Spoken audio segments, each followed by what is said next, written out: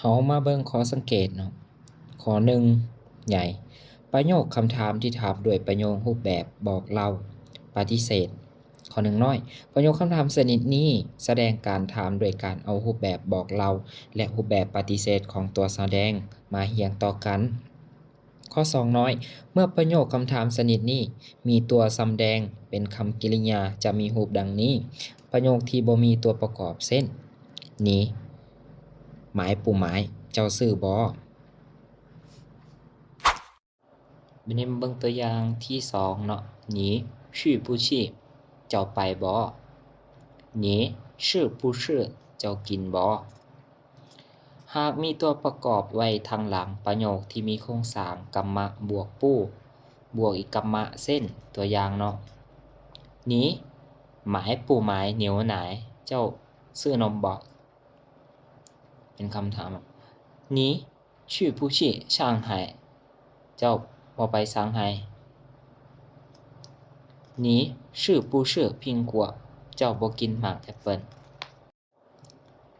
หรืออาจจะเอาตัวอย่างประกอบวางไว้ทางกลางระหว่างรูปแบบบอกเล่ากับรูปแบบปฏิเสธของคำกรรมะก็ได้ตัวอย่างละนี้หมาย牛奶不买เจ้าซื้อนมบ่ซื้อนมงัวบ่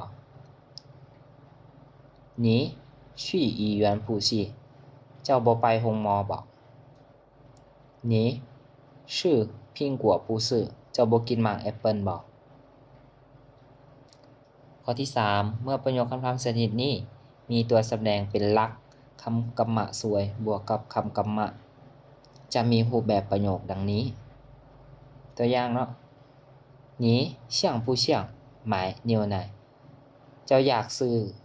นมงัวบ่你想不想去上海เจ้าอยากไปเซี่ยงไฮ้บ่ข้อ4น้อยเมื่อประโยคคำถามชนิดนี้มีตัวแสดงเป็นคำคุณนามจะมีรูปประโยคดังนี้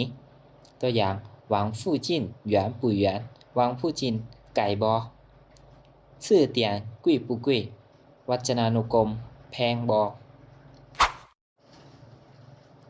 หมายเหตุเมื่อประโยคคำถามชนิดนี้มีตัวแสดงเป็นคำกรรมะโยจะบ่ใส่ผู้ในการแสดงรูปแบบปฏิเสธคือคำอื่นแต่จะใส่เหมยแทนตัวอย่างเช่นนี้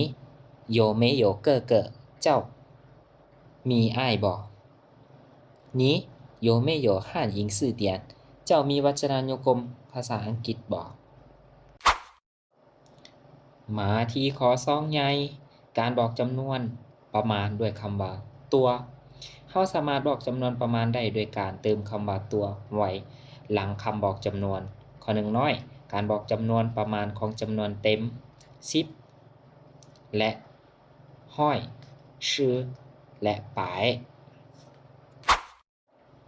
มาเบิ่งตัวอย่างเนาะ20多块钱เงิน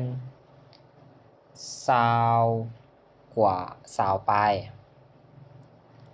100多块钱เงิน100ปลาย块200多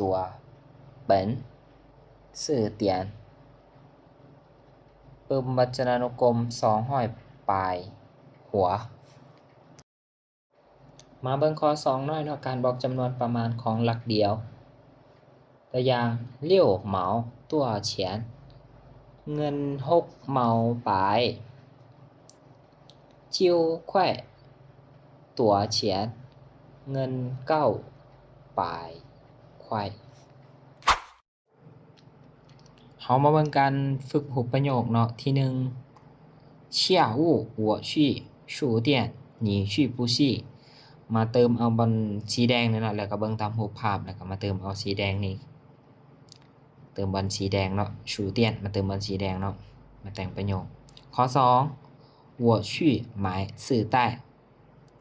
คอยไปซื้อกาเซ็ตเนาะแล้วก็เฮาเลือกเอารูปตัวใดล่ะมาเติมใส่เนาะระหว่างรูปปึ้มกับรูปสอเนาะเฮาสิซื้อหยังข้อที่3大概20多块钱ประมาณ20ปลายหยวนเนาะก็เลือกเอาเนาะเงินตัวนี้เนาะรูปเงินมาเติมใส่เท่าใดก็เติมมาเท่านั้น จบเนาะ EP นี้